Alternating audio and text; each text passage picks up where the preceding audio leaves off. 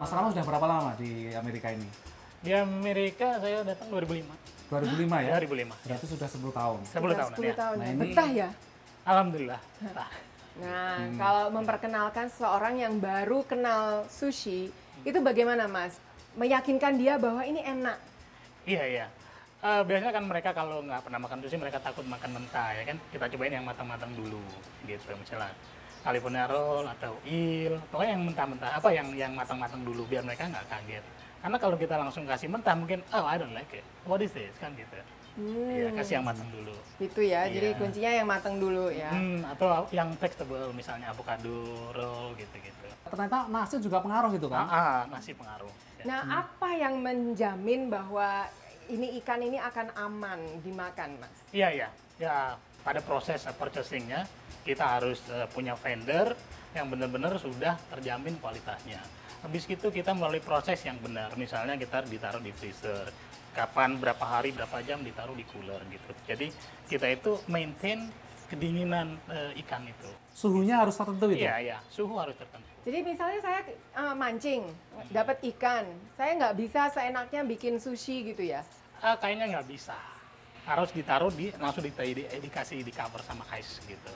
Oh gitu. Jadi biar mereka suhunya tetap dingin. Kalau di room temperatur kan bakteri bisa masuk tuh.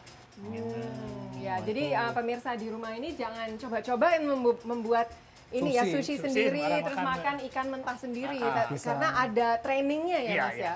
Bisa keracunan, Neng. Jadi mungkin mancing di kali gitu kan. Wah, ini sushi enak, itu sudah ada daun-daunan kan. Digulung, Pakai dimakan, perut sampai nanti. perut bisa masur-masur. Nah, Neng, kalau ngomong masalah restoran, banyak warga Indonesia kan ada yang Mas Rahman sebagai tukang masak, chef, master sushi, tapi juga ada yang punya usaha restoran. Ini kemarin beberapa waktu lalu tuh Neng Nia ke sana dan mewawancarai Mas Daniel dan yang punya usaha restoran ini. Oke. Kok belum ada gitu di Amerika yang itu apa masakan yang just noodle house, tapi beraneka macam masakan dari Indonesia, dari Malaysia, dari Filipina. Terus tujuan saya itu untuk menggabung semua Asian noodle dishes gitu. Berawal dari ide tersebut, lahirlah Slurp Noodle Bar, sebuah restoran yang khusus menyajikan menu beraneka mie di San Francisco, California. Concept is good. It's very tasty.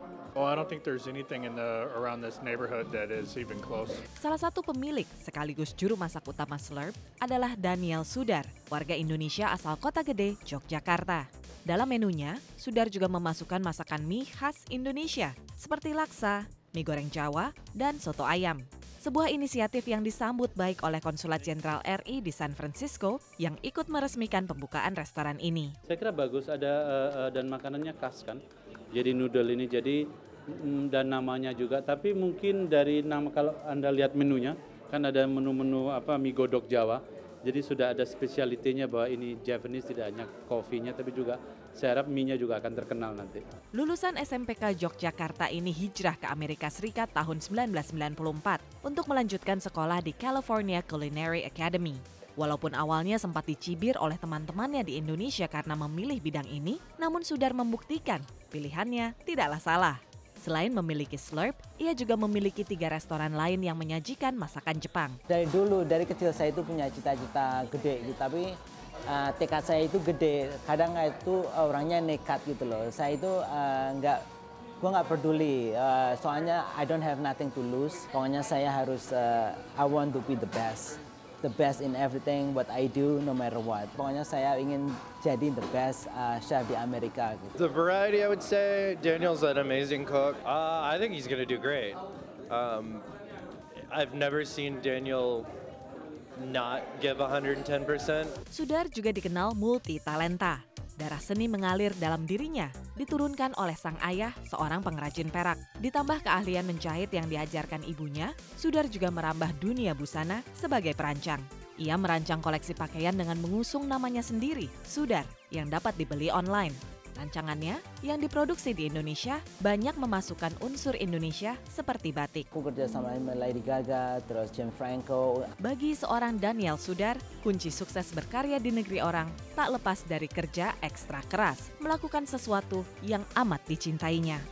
Dari San Francisco, California, Aryatna Budianto, Jurgen Alivia, Nia Iman Santoso, VOA.